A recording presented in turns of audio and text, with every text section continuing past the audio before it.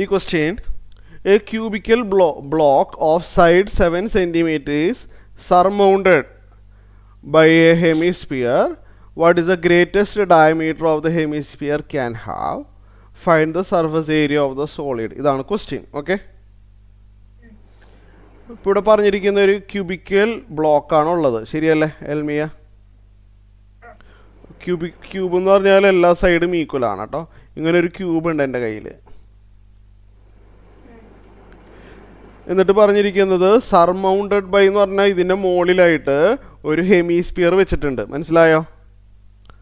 ഇതിൻ്റെ മുകളിലായിട്ട് ആര് വെച്ചിട്ടുണ്ട്? ഒരു ഹെമിസ്ഫിയർ ഉണ്ട്. അത് വരച്ച ബ്യൂട്ടിഫുൾ ആവുമെന്ന് എനിക്കറിയില്ല, ഞാൻ ഇങ്ങനെ വരച്ച് നോക്കട്ടെ.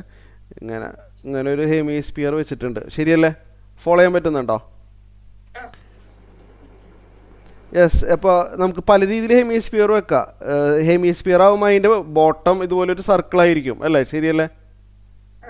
മുകളിൽ ഇത് എങ്ങനെ വരും?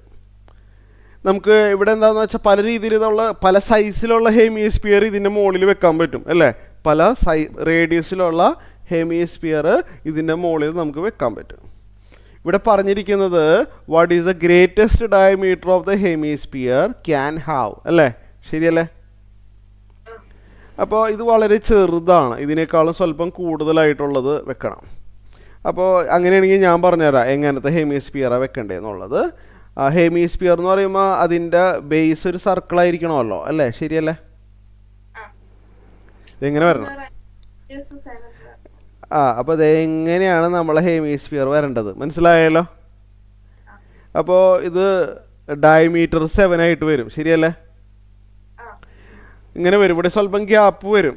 സർമൗണ്ടഡ് എന്ന് പറഞ്ഞാൽ നമ്മൾ ഇത് ബാലൻസ് ചെയ്ത് നിർത്തണം, അങ്ങനെയാണ് ഉദ്ദേശിച്ചത്. അതിൻ്റെ മുകളിൽ വെക്കുന്നു. അപ്പോൾ മനസ്സിലായി എന്ന് കരുതുന്നു. അതിൻ്റെ ബേസ് ഇങ്ങനത്തെ ഒരു സർക്കിളായിട്ടാണ് വരുന്നത്. പിക്ചർ മനസ്സിലായി എന്ന് കരുതുന്നു. അപ്പോൾ ഡയമീറ്റർ 7 ആണ്, മനസ്സിലായല്ലോ? Clear? Diameter must be 7 centimetre. Radius of the hemisphere ആണ് ചോദിക്കണമെങ്കിൽ മനസ്സിലായല്ലോ? ഇവിടെ താഴെ എഴുതാം അല്ലേ, റേഡിയസ് ഓഫ് ദ ഹെമിസ്ഫിയർ. ഞാൻ സെൻറ്റൻസിൽ എഴുതിക്കോട്ടെ, of the hemisphere R is equal to 7/2 centimetre എന്ന് എഴുതേണ്ട വരും, ശരിയല്ലേ? ഓക്കെ ആണ്. What is the surface area of the solid ആണ് നമ്മളടുത്ത് ചോദിച്ചിരിക്കുന്നത്, ശരിയല്ലേ? ഇത് മിക്കവരും തെറ്റിക്കുന്ന ഒരു ക്വസ്റ്റ്യൻ ആണ് കേട്ടോ. ഓക്കെ, അതായത് ഏതൊക്കെ സർഫസ് ആണ് പുറത്ത് അപ്പിയർ ആവുന്നത് അതേ എടുക്കാൻ പാടുള്ളൂ, മനസ്സിലായല്ലോ? നമ്മൾ പുറത്തുനിന്ന് വാച്ച് ചെയ്യുമ്പോൾ നമ്മൾ വാച്ച് ചെയ്യുകയാണ്, ഞാൻ പുറത്തുനിന്ന് ഇങ്ങനെ വാച്ച് ചെയ്യുമ്പോൾ ഏതൊക്കെ സർഫസ് ആണ് പുറത്ത് ഉള്ളത് അതേ എടുക്കാൻ പാടുള്ളൂ, മനസ്സിലായോ? ഞാനത് പറയാൻ കാരണം എന്ന് വെച്ചാൽ ഇതിൻ്റെ ഉള്ളിലുള്ള പോർഷൻ ഇത് നമുക്ക് പുറത്തുനിന്ന് നോക്കിയാൽ ഇങ്ങനൊരു പോർഷൻ കാണാൻ പറ്റില്ല, ശരിയല്ലേ? ഈ ഷെയ്ഡ് ചെയ്ത പോർഷൻ ഇങ്ങനൊരു സംഭവം ഉണ്ടോയെന്ന് വെച്ച് കഴിഞ്ഞാൽ ഇങ്ങനൊരു സംഭവം ഉണ്ട്. പക്ഷേ ഇങ്ങനൊരു ആ ഷെയ്ഡ് ചെയ്ത പോർഷൻ നമ്മൾ പുറത്തുനിന്ന് നോക്കിയാൽ കാണാൻ പറ്റില്ല, ശരിയല്ലേ? ഉള്ളിലിരിക്കുന്ന ആളാണ് നമ്മൾ. സർഫസ് ഏരിയ എന്ന് പറയുമ്പോൾ പുറത്തുനിന്ന് വാച്ച് ചെയ്യുമ്പോൾ പുറത്ത് എന്തൊക്കെ ഏരിയാസാണ് ഉള്ളതെന്നല്ലേ നമ്മൾ നോക്കുക. ഉള്ളിലുള്ള പോർഷൻ നമ്മൾ നോക്കുന്നില്ല, ശരിയല്ലേ? കറക്റ്റ് അല്ലേ ഞാൻ പറഞ്ഞത്? നല്ല ഹാർഡായിട്ടുള്ള ക്വസ്റ്റ്യൻ ആണ് കേട്ടോ എൽമിയ, കേട്ടല്ലോ? ഇത് നമ്മൾ എടുക്കില്ല. അപ്പോൾ പുറത്ത് കാണുന്ന ഏരിയ, അപ്പോൾ ശ്രദ്ധിക്കുക, കുറച്ച് ഹാർഡാണ്. അപ്പോൾ നമുക്ക് ഒരു കാര്യം ചെയ്താൽ മതി. ടോട്ടൽ കർവ്ഡ് സർഫസ് ഏരിയ കണ്ടിട്ട് ഞാനിപ്പോൾ തന്നെ ഷെയ്ഡ് ചെയ്ത ആൾ മൈനസ് ചെയ്താലും മതിയാവും അല്ലേ, ശരിയല്ലേ? ടോട്ടൽ കർവ്ഡ് സർഫസ് ഏരിയ കാണിപ്പോൾ. ടോട്ടൽ കർവ്ഡ് സർഫസ് ഏരിയ കണ്ടിട്ട് ഞാനിപ്പോൾ പറഞ്ഞ ഒരാളെ ഒന്ന് മൈനസ് ചെയ്യേണ്ടി വരും. അത് ഞാൻ പറഞ്ഞുതരാം, അവിടെ ശ്രദ്ധിച്ചിരിക്കുക.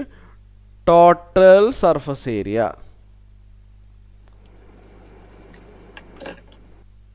ഈക്വൽ ടു, ഞാൻ എന്താ ചെയ്യണമെന്ന് വെച്ച് കഴിഞ്ഞാൽ ശ്രദ്ധിച്ച് കേൾക്കണം. കർവ്ഡ് സർഫസ് ഏരിയ, ഒരു മിനിറ്റ്, അല്ലെങ്കിൽ ഒരു കാര്യം ചെയ്യും, കൺഫ്യൂഷൻ ആവണ്ട, ശ്രദ്ധിച്ചിരിക്കുക കേട്ടോ എൽമിയ.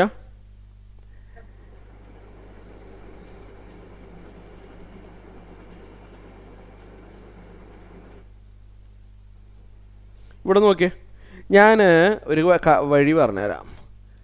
ഇത് സ്ക്വയർ അല്ലേ, ഈ 1 എന്ന് പറഞ്ഞ് എഴുതിയിരിക്കുന്ന ഒരു സ്ക്വയർ അല്ലേ എൽമിയ? അതേ സ്ക്വയർ തന്നെയല്ലേ ഈ 2 എന്ന് എഴുതിയിരിക്കുന്നത് അല്ലേ? അതേ സ്ക്വയർ തന്നെയല്ലേ പുറകു സൈഡിലുള്ള 3 എന്ന് പറയുന്ന ആള് അല്ലേ, ശരിയല്ലേ? വണ്ണിൻ്റെ അപ്പുറത്തെ സൈഡ് അല്ലേ, വണ്ണിൻ്റെ അപ്പുറത്തെ സൈഡ് അത് തന്നെയല്ലേ.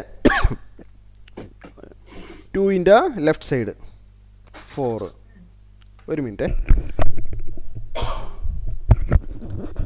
ഈ 4 കാണിച്ചിരിക്കുന്ന 4 പുറത്തുനിന്ന് നോക്കിയാൽ കാണാൻ പറ്റുന്ന ആൾക്കാരാണ്, ശരിയല്ലേ? 1 2 3 4 ഈ 4 സ്ക്വയറും, അത് സ്ക്വയർ തന്നെയാണ്, അത് പുറത്തുനിന്ന് നോക്കിയാൽ കാണാൻ പറ്റുന്ന ആൾക്കാരാണ്. ഈ ബോട്ടം താഴെ വരുന്ന ഒരു സ്ക്വയർ ഉണ്ടല്ലോ, അത് എനിക്ക് ഇവിടുന്ന് വിസിബിൾ അല്ല, പക്ഷേ താഴെ നിന്ന് നോക്കിയാൽ കാണാം. 5 അതും ഫുള്ളി പുറത്തുനിന്ന് വരുന്നതാണ് അല്ലേ, ശരിയല്ലേ? ഇനി മുകളിലത്തത് എന്താണെന്ന് വെച്ചാൽ മുകളിലത്തെ ഫുൾ സ്ക്വയർ പുറത്തുനിന്ന് വാച്ച് ചെയ്താൽ കിട്ടില്ല, കാരണം ഈ സർക്കുലർ പോർഷൻ അവിടെ നിന്ന് പോയി അല്ലേ, ശരിയല്ലേ? ഇങ്ങനൊരു ഹെമിസ്ഫിയർ കമഴ്ത്തി വെച്ചപ്പോൾ, ഇങ്ങനൊരു ഹെമിസ്ഫിയർ ഇതിൻ്റെ മുകളിൽ കമഴ്ത്തി വെച്ചപ്പോൾ ഈ സർക്കുലർ പോർഷൻ്റെ ഏരിയ പുറത്തുനിന്ന് വിസിബിൾ അല്ല, ശരിയല്ലേ?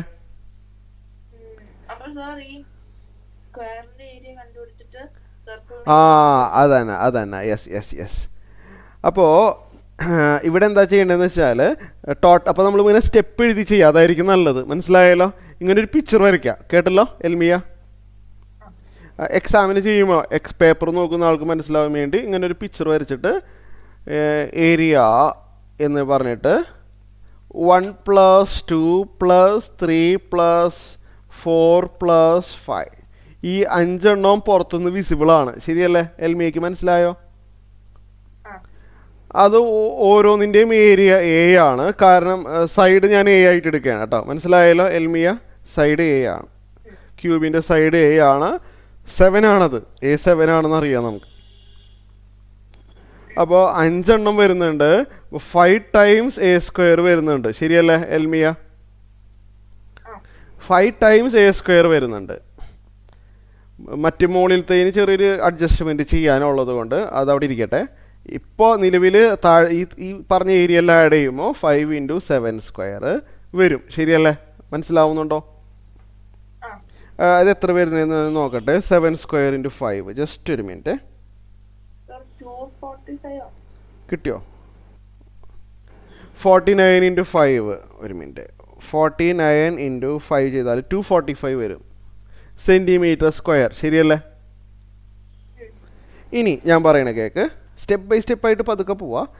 ഈ ഹെമിസ്ഫിയറിൻ്റെ കേർവ്ഡ് സർഫസ് ഏരിയ പുറത്തുനിന്ന് വാച്ച് ചെയ്യുമ്പോൾ അത് വരുന്നുണ്ട്, ശരിയല്ലേ എൽമിയ? അത് വരുന്നുണ്ട്. Curved surface area of the hemisphere എന്തായാലും ടോട്ടൽ സർഫസ് ഏരിയയുടെ ഒരു ഭാഗമാണ് അല്ലേ? അപ്പോൾ അതെന്തായാലും വരും. Curved surface area of the hemisphere എന്തായാലും ഇൻക്ലൂഡ് ചെയ്യേണ്ടി വരും. അതെന്ന് പറഞ്ഞു കഴിഞ്ഞാൽ 2πr² ആണെന്ന് അറിയാം നമുക്ക് അല്ലേ എൽമിയ? 2 × π എന്ന് പറഞ്ഞു കഴിഞ്ഞാൽ 22/7. R എന്ന് പറഞ്ഞാൽ 7/2 ആണ് അല്ലേ എൽമിയ? ശരിയല്ലേ? R² എന്ന് പറയുമ്പോൾ അപ്പോൾ 7/2 × 7/2 എന്ന് എഴുതാൻ പറ്റും, ശരിയല്ലേ? അങ്ങനെ എഴുതണതാണ് നല്ലത്, വെട്ടിക്കളയാൻ കൺവീനിയൻ്റ് അതാണ്. 7 പോയി, 2 പോയി. ഇവിടെ 22/2 11 കിട്ടും. 11 × 7 77 വരും cm². ഓക്കെ.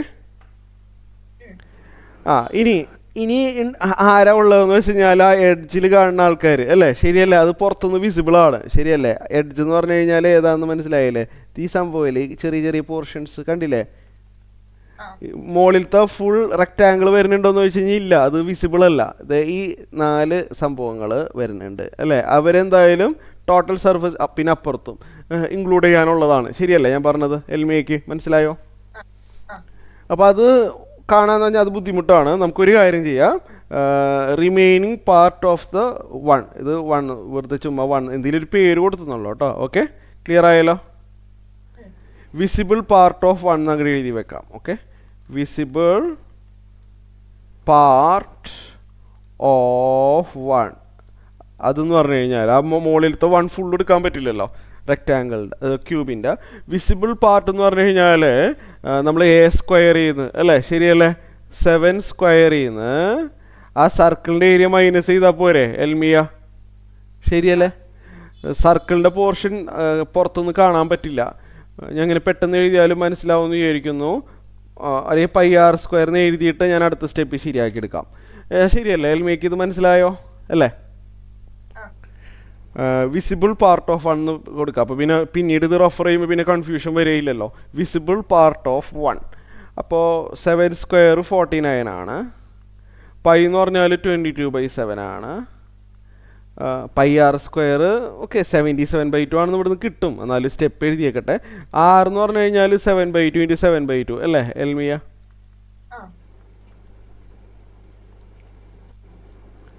7ഉം 7ഉം പോയി. ഇവിടെ 2ഉം 11ഉം കിട്ടും. 77/2 കിട്ടും. 77/2. അപ്പോൾ ഇത് 49 - 77/2 വരും അല്ലേ എൽമിയ? 77/2. 49 - 77/2 എത്രയാണെന്ന് നോക്കട്ടെ. അത് ഞാൻ പറഞ്ഞതിൻ്റെ ആവശ്യമില്ലല്ലോ. കാൽക്കുലേഷൻ കുറച്ച് ഞാൻ കട്ട് ചെയ്താലും എൽമിയയ്ക്ക് മനസ്സിലാവുമല്ലോ അല്ലേ? വെറുതെ അത്രയും സ്പേസ് കളയേണ്ട ആവശ്യമില്ല. 49 - 77/2 ചെയ്യുക. ചെയ്തു വരുമ്പോൾ 10.5 സെൻറ്റിമീറ്റർ സ്ക്വയർ കിട്ടും. മനസ്സിലായോ എൽമിയ? അപ്പോൾ ടോട്ടൽ സർഫസ് ഏരിയ കാണാൻ പോവാണ്. ഫൈനൽ ആൻസർ കാണാൻ പോവാണ്. അപ്പോൾ 1 + 2 + 3 + 4 + 5 എന്തായാലും വരുന്നുണ്ട്. അത് 245 ആണ് അല്ലേ എൽമിയ? പിന്നെ curved surface area of the hemisphere കണ്ടിട്ടുണ്ടായിരുന്നു. അത് 77 ആണ്.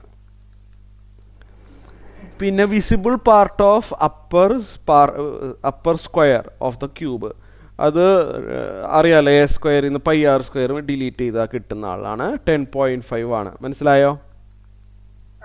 അപ്പോൾ ഇതെല്ലാം ആഡ് ചെയ്ത് വരുമ്പോൾ 245 + 77 + 10.5 വരും. 332.5 ഓക്കെ സെൻറ്റിമീറ്റർ സ്ക്വയർ ആണ് ആൻസർ.